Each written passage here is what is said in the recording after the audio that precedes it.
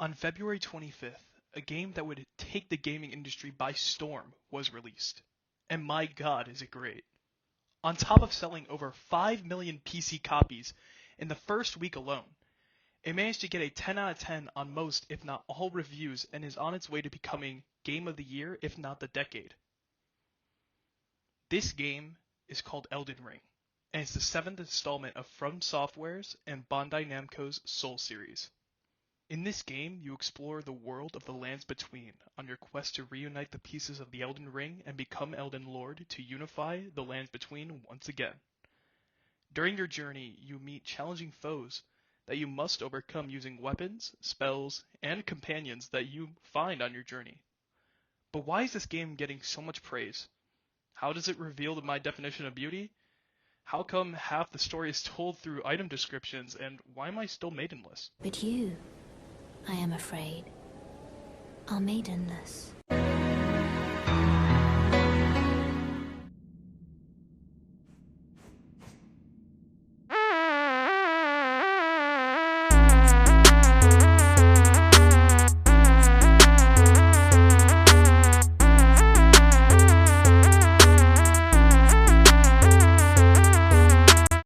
A YouTuber who covers Souls content named VatiVidya wrote to his community, "Elden Ring feels like the culmination of everything From Software has learned up to this point.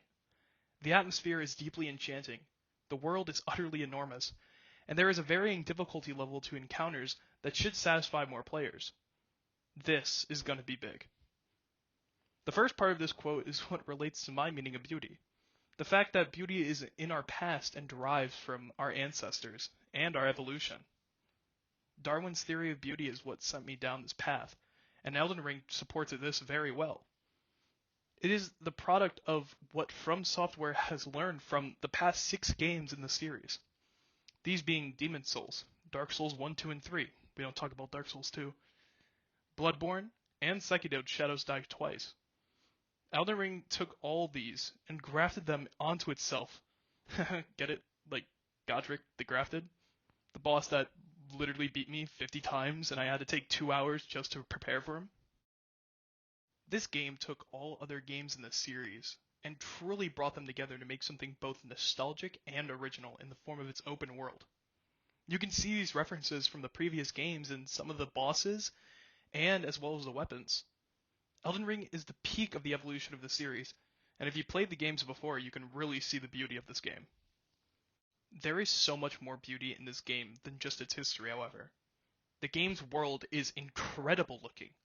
Each area has its own personality and so much depth.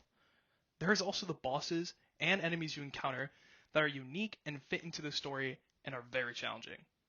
For example, this one boss can literally heal itself when you get attacked.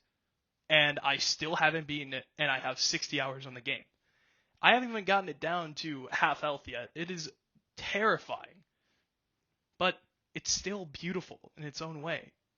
Like, someday I will be able to beat that boss, and it's just gonna feel awesome.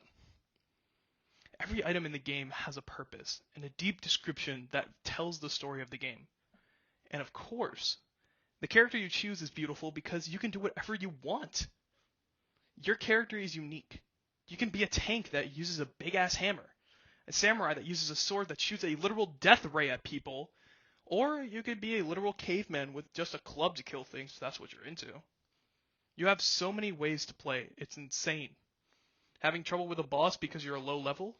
Skip it entirely and grind for 2 hours by baiting a boulder off a cliff, and you'll be one-shotting that boss after 20 hours of gameplay. It's just that easy. I hope you guys enjoyed hearing what I had to say about beauty and truth in the form of this game. It is my favorite game series, and I really am passionate about this game. Highly recommend it.